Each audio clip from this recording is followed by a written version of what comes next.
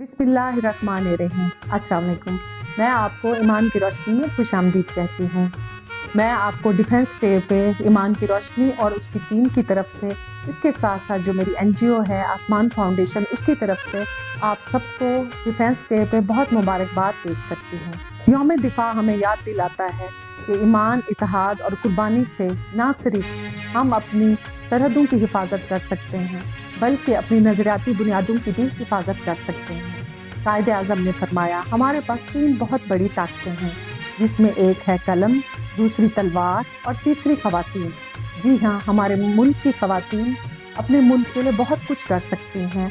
अगर हमारे मुल्क की ख़वातीन चाहें तो अपने मुल्क की तामीर और तरक्की में बहुत इम्पॉर्टेंट रोल प्ले कर सकती हैं। इसके साथ साथ मैं डिफेंस डे पे सलाम पेश करना चाहूँगी अफवाज पाकिस्तान को, जिनकी वजह से आज कोई भी दुश्मन हमारी तरफ मैली आंख से नहीं देख सकता। अफवाज पाकिस्तान की कुर्बानियों की वजह से और इनकी अनथक मेहनत की वजह से आज इंटरनेशनली हमारे मुल्क का नाम बहुत रोशन है। मैं आप सबको बहुत बहुत डिफेंस डे पे मुबारकबाद पेश करना चाहूँगी आसमान फाउंडेशन की तरफ से और इसके साथ साथ ईमान की रोशनी और ईमान की रोशनी की पूरी टीम की तरफ से।